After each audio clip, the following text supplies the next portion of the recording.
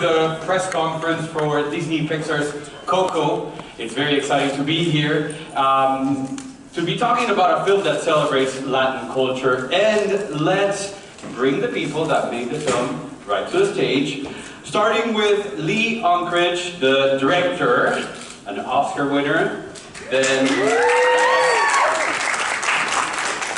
Alanna Ubach, she voices Mama Imelda. Edward James Olmos, the Academy Award nominated actor who voices Chicharrón. Bratt, the voice of Ernesto de la Cruz.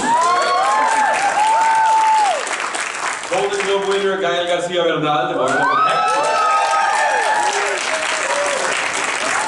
Anthony Gonzales, the voice of Little Miguel.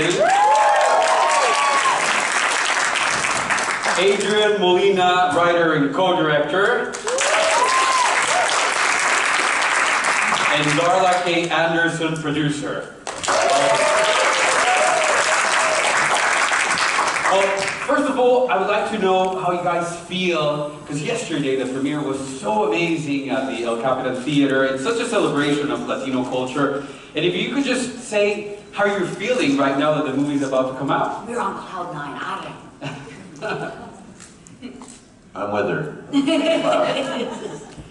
It was one of the most beautiful premieres ever, no? To be with those petals.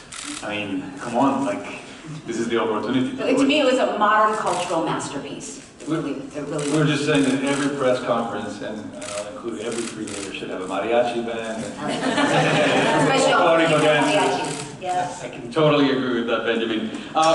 So, going back to the beginning, I think Lee and Darla, I would like to know how this whole started. How was it a meeting of Pixar, or if you could just describe the origin of this story? Sure. So, Darla and Adrian and I all worked on Toy Story 3 together. And when we finished that film, I started to think about what was next. And I had a few different ideas that I was kicking around. And one of them was the idea of telling a story set against Dia de Muertos. I had always been interested in the tradition, and I spent some time doing some research and really trying to understand more than I already knew. And the more that I dug in, the more that I learned about how central family is to this celebration, and that Dia de Muertos is, is all about this obligation that we all have to remember our loved ones and to pass their stories along. And I just really started to see the potential to tell a unique story, to tell a story that could only be told in animation, that could be visually dazzling, but also had the potential to have a real emotional core to it. And that was really kind of the beginning of this journey. And we immediately headed down to Mexico and went on the first of what proved to be many lengthy research trips to spend time learning about the traditions, learning about the culture, and spending a lot of time with many beautiful families down in Mexico. Interesting. Adrian, for you, having a Mexican background, how does it feel to be writing and co-directing this film? It has been a pleasure. It has been, the highlight of my career up to this point. I started on the film about a year and a half to 2 years into the production. I finished storyboarding on Monsters University, and it just was one of those ideas that ticked off so many things, or checked off the boxes of so many things that I've always wanted to see in a film. That it deals so strongly with this idea of family, Miguel and his musical passion, and especially the expression of these Mexican traditions. It's one of those things that I felt like I had a lot of experience to bring to it, and also just the way we work at Pixar, it's such a collaborative effort, and to be able to work with all of these actors, all of these musicians, and to really bring to life this culture on screen was something that I was thrilled by. Interesting. And you were mentioning Miguel, the center of the story, and Miguel is voiced by Anthony Gonzales. It's so interesting that this is your first film. Darla's clapping, sure, we can all clap. I'd like to know sure, what the most memorable experience for you has been through it all. Oh well, I just really love the making of it. I loved being with Lee, Darla, and Adrian in the booth and other people, and it was just so much fun because it was very easy for me because I had the guidance of them three, and it was like a breeze for me, and it was just so much fun doing the voice of Miguel. I read that while he was recording the voices, at some point he said, "I would like to sing to you." If you could please tell that story. That was at Anthony's first audition when he was 10. You're 13 now, yeah? Yes. Thankfully his voice didn't start changing until after we finished the yeah, it was at his very first audition, you know, we had him read a bunch of scenes, script pages, and then when we were all done, he took out a CD and he said, I brought a song I want to sing to you. And at that point, we didn't even know if Miguel was going to be singing in the movie, so that wasn't part of the audition. And unfortunately, we didn't have a CD player that day where we were, so Anthony, true to his great spirit, just said, oh well, whatever, I'll just sing it a cappella. And he launched into this beautiful, like 10-minute long, sweet rendition of this song, sung just to the few of us. And you know, we were already wowed by his audition, and then that just really sealed the deal. I was going to say, that's what sealed the deal, definitely, right? Yep. Okay, then Miguel meets up with a very interesting character in the Land of the Dead, Hector, voiced by Gael Garcia Bernal, who, by the way, Gael, just with your voice, the whole performance is amazing. The voice and the animation just pair up flawlessly. What was that like for you to be a part of this movie that is so close to Mexican culture, but also that represents a challenge in just using your voice? Oh wow! Well, I mean, it is such a privilege to be here. I mean, to be right now, talking to you, to be talking about the movie, to know the result of it, because it is always an act of faith in a way, no? I mean, and you get invited when I got the invitation to meet with Lee, with Adrian, and with Darla, and talk about the movie. I remember how already I was so convinced about it, you know, before going into the meeting with them. And after the meeting, I was just amazed by the amount of research, also the incorporation, the kind of like the holistic kind of approach that they were trying to do to the Day of the Dead celebration. That they were also putting forth a very personal point of view as well, which ultimately personal point of views are what make a movie good. You know, is what makes a movie good, and I was willing to jump into that trip, you know, and to interpret that point of view. And now with the results, I'm just, you know, it has transcended all my expectations. And this is what happens when the film becomes good as well. That there's nothing you can expect that will match a result when the film is good. It's just overcomes it, you know. It's impressive. So I mean, I'm really happy and proud and lucky to be part of this, with all this great team, with all this collaborative effort, me being a little part of it, being able to put forth as well into the world a very, you know, a story, a little fable about a mythology and you know, a tradition that I hold very dearly, like the Dia de Muertos, and that I'm very proud as well that Mexico can give this to the world, you know, and everyone in the world can adopt this tradition, this reflection on death, you know, which is a very, very important thing to do, I think, in life. Definitely. Interesting. Benjamin, the voice of Ernesto de la Cruz is very particular, and the whole character by itself, it's so special. And a little bird told me that you drew some inspiration from a family member. Is that correct? Yeah, the first inspiration you draw from is the image that they create. You know, as actors, we don't have the benefit of performing with one another. It's a very kind of isolating experience to be in a booth with only 3 other people in the room, and with Lee giving you the lines. And most of what we try to do is create something organic through action and reaction. So with just this to work with, you have to pull on all kinds of other things. So I started with the images they created, and clearly this guy, even in a skeleton form, he's got swagger, you know. So it's easy to kind of adopt that idea principally. But beyond that, Lee and Adrian and Darla pointed me in the direction of studying some of the movie clips of Pedro Infante and Juan Negrete. These were film stars and music stars in the equivalent strata, someone like Frank Sinatra, guys who were as beloved and admired for their singing prowess as they were for their acting chops. And there's plenty of footage to be found on YouTube, and so I studied that quite a bit.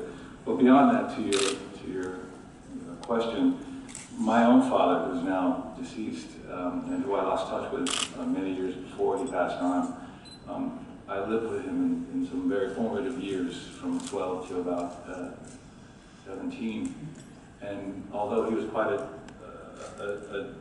bit different than who Ernesto de la Cruz is, he was larger than life, 6'3", massive frame, broad shoulders, and a booming voice, and the kind of person that no matter which room he walked into, he commanded attention.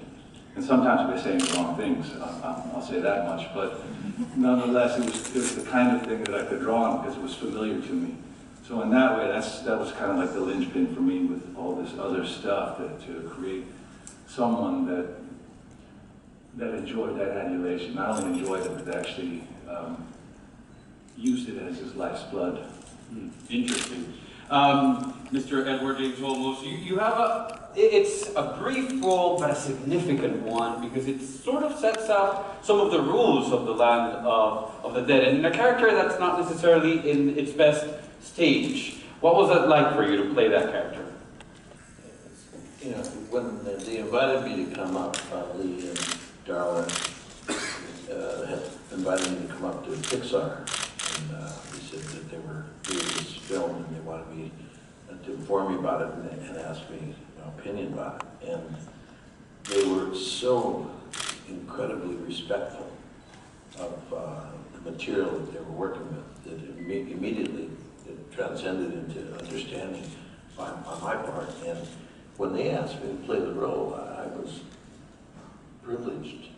I mean, this became a real honor because that character is what the story is. I mean, every single person in the room that's seen that movie understands very well that what it means is if you don't remember your loved ones, they're gone. If you don't tell the stories of that loved one, they cease to exist. And it was that simple. And so when I ended up, they asked me to do it, I said, of course, it'd be my honor. And so we went ahead and did it, but I didn't read the script. They didn't hand me the script. They never give me. Adrian wasn't done with it yet. You know, nobody, you know, they told me the story, but they never gave me any of the information that the story really projected, other than the fact that this young boy wanted to be a singer and his family wasn't supporting him, and he ends up inside of this world. And so with that, I mean, I went ahead and I did it, and 2 years ago. How long ago did we record this? It had to have been at least 2 years ago. They've been working on this for 6 years. You know, and so 2 years ago I did this, and here, lo and behold, I go see the piece. On Monday I saw it actually, because I had to do press with you, all of you, and I didn't know, I hadn't seen the movie, so I said, how can I do press if I don't know what I'm talking about? So they had a screening over at Disney where my offices are. And I walked in and I sat down, and I was maybe 2 Latinos in the entire room. They were, you know, all of the people who I guess work at Disney, it's the studios themselves, and they were all sitting there like kind of jaded people. You know, you can tell by body language that, you know, they were kind of tired. They were sitting there waiting and waiting, and then the movie started, and amazing feeling came across immediately. The quality was superb, the feeling, the music, the sound, everything. The performances were extraordinary. And as it went along, and then my part came in, and I said, oh my God, emotionally, I felt emotional for this guy. And Chicharron became, within a matter of a minute and a half to 2 minutes, became someone that I could identify with. You know, a relative, a friend, a person. And I said, wow. And then, boom, when he leaves, I was like, Miguel, where did he go? You know, and the answer that Hector gives him is right on. He said, well, nobody's thinking about him anymore, and he's disappeared and he's gone. And where'd he go? I don't know. And none of us do. So then the story started evolving, and by the time we got to the end, I was in heaving sobs. And, heaving sobs. You know, like one of those kind of things that not only is pride taken over because I am Mexican, full-blooded, on everybody's side. Not only am I a person who has been inside of this industry for over 50 years, not only have I really tried to understand myself inside of this art form, but this really became something really profound. And so what ended up happening is that I looked around immediately, because I was in the last chair in the back, and I looked around, and you know, these people were all crying. Everybody was like so intense, just trying to hold on to it, wiping their faces and holding on and watching the movie. I said, oh, this thing just hit everybody like a ton of bricks. Remember, I didn't know anything, and you didn't know anything, so you sat there and watched the story unfold, and the brilliance of it was the real beauty of the storytelling, profoundly. Adrian, you know, Clara, Darla, incredible for me. And it hit me really hard, like it hit most people. And I gotta tell you, this thing, and I told Lee this yesterday, and I told Darla too, and we were standing there taking photographs. I said, you have no idea what you've done. You won't know for like 15 or 20 years. It's gonna take that long for it to resonate throughout the planet and really take hold of what art does to people in the subconscious mind.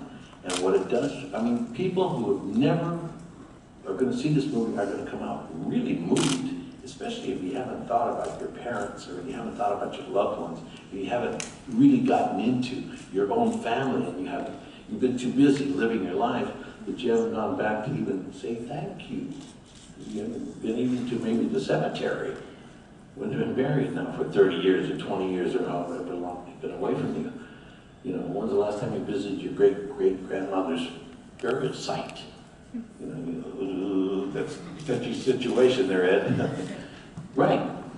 Most of us don't even know who they are because the stories were passed on. And then, so they're going to walk out, they're going to feel an emptiness. And they're going to try to fill that emptiness with the knowledge of what they just got. So they're going to investigate and move forward. That's why I'm so grateful.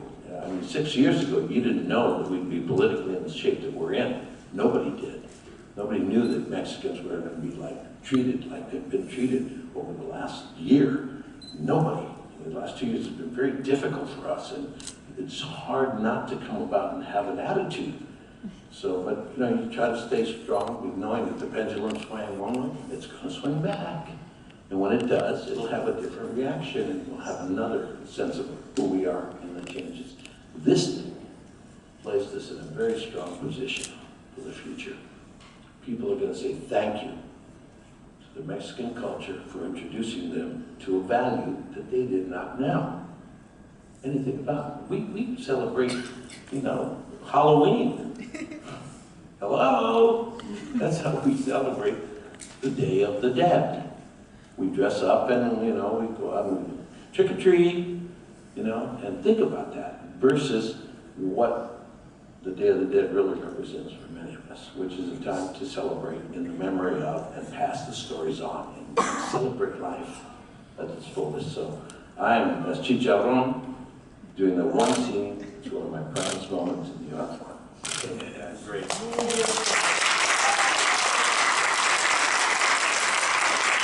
Edward was mentioning how he cried during the movie. I wanted to know if the cast members and directors, how many times you've cried during the movie, or if you cried.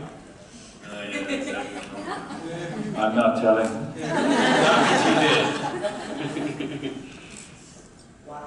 Waterworks, Alanna? Waterworks. I was sitting in between my husband and my mother. And I told my mother that I had a surprise for her because she used to sing La Llorona to me when I was a little girl in order to make me go to sleep. La Llorona will put you to sleep if you don't go to sleep. No, that's not a story, but I kept telling her I have this surprise for you. And she said, oh, I can't wait, I love surprises. And so the lights dim and she's watching it. And she sees Coco, the abuela, for the first time. And she says, ay, Dios, Alanna, you're Coco. I'm like, no, Mom. I watched her cry like 3 times, and then Miguel is finally introduced. Ay, Alanna, you're Miguel. I said, Miguel. I'm like, no, Mom, keep watching. Finally, La Llorona came on, and it was just waterworks. I mean, it's been so different, the moments that people have connected with something. I heard a lot of people in Mexico crying as soon as La Llorona comes in. As soon as the music of La Llorona comes in. Yeah, just because of the notion of seeing La Llorona sang in an animation in such a beautiful context. It's just, for some people it was like a sublimation of a very profound song that all of a sudden exists in that format, and you just, I don't know, it confronts you with what you've lived whilst listening to that song, and then there were people that cried there. There were people that cried when Dante becomes an alebrije.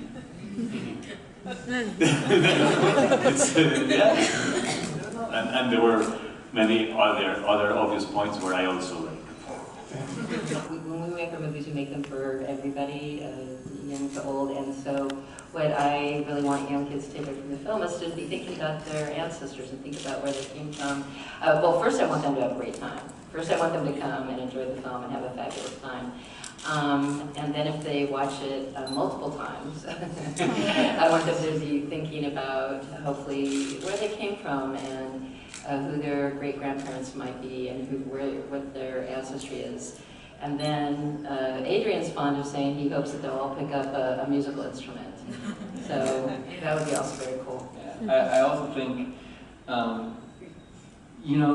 we have a different relationship to our traditions depending on what age we're at, and I think there's something that's really beautiful about Miguel's story and the point that he is in his life where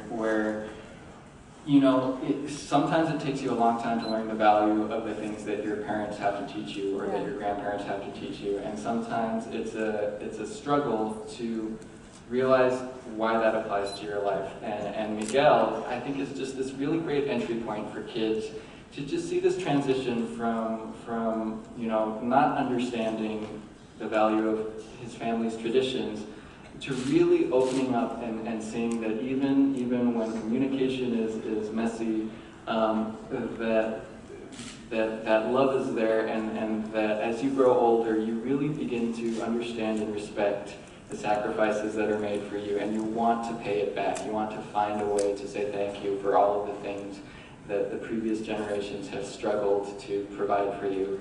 And I think that's a really good example to have at a young age. Sometimes it takes people much longer to realize those things. And I think Miguel, over the course of the night, grows dramatically, and hopefully, children notice that and parents notice that, and it allows for just talking about, the things that we're thankful for. And the fact that it comes out at Thanksgiving in the United States, I think, is a perfect opportunity for families to discuss that. Okay, we have another question over there. Hi guys. You mentioned before that you weren't certain originally that Anthony was going to be singing. So was the music going to be a part of this from the outset, or when did that factor come into it? And Anthony, you were fantastic. Congratulations. And can you talk a little bit about, when you went in to record your music part, how did you feel, and were you thinking about some of your own family members when you sang your songs? Well, to just quickly answer the first part of it, from the very beginning, this was an evolving story. We went down a lot of different paths. I think we always knew that Miguel was going to be a musician, that he'd be playing the guitar, but we didn't know that he was going to be singing necessarily. So at the time that we auditioned Anthony, we weren't sure of that. But once we knew he could sing, we tried to take full advantage of his talents. Okay.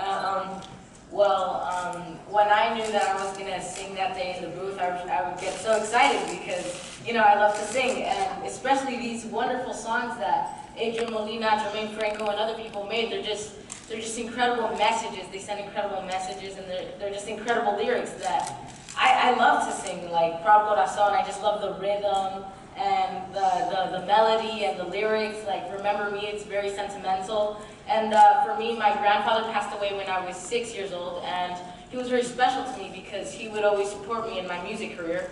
And so, yeah, every time I would come to sing songs, it would remind me of him, and it would make me feel like he was there and he was present with me. We have another question here. Hi, I'm Clarissa with Queen Bee Latina, and I'd like to thank you first of all for really being symbolic for the Latino community. So for the youth of the Latino community, what message would you like them to take away from the film? I think it was very, Go Alanna. I think it was very important for Pixar to make a movie like this because what they did was, if anything, they painted such, I mean, they did so beyond my expectations, obviously, to quote Gael, but they painted such an exquisite portrait of the afterlife. And so you can only hope that my son, who's 12 weeks old, when he's old enough to understand this movie, he can walk away saying, Mama, I'm not afraid of death. I'm not afraid of the afterlife. What a beautiful world this would be if the afterlife was like this. Could you imagine? And also that they really did pay such respect to the one quality that Latin families, Latin American families have across, and that is the importance of familia. And that is something that no presidents or borders or politics can ever break. That importance, the importance of familia.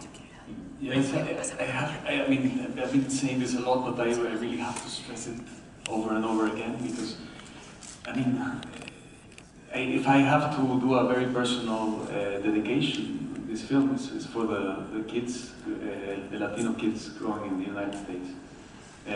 Because in the official narrative, it's been said that their parents or grandparents or great-grandparents are rapists, murderers, drug traffickers. And these kids are being born in a moment of huge, complete fear. And they have to fight against the lie. It's very complicated to argument against the lie.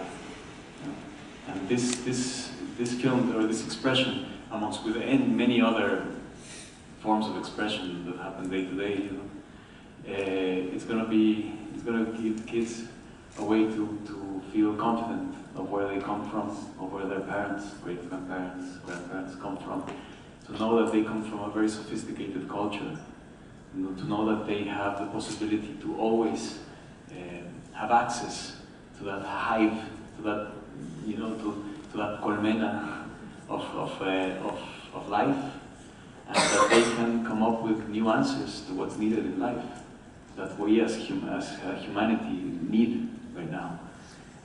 So it would be, for them, it would be, I mean, this is my, you asked about what for Latino kids, like, I think this would be the thing I would say, I mean, this film opens up that discussion, and it's a beautiful reflection on death and a celebration of life. Well, guys, unfortunately, that's all the time we have today. But thank you so much for coming. Thank you, guys. A round of applause to them.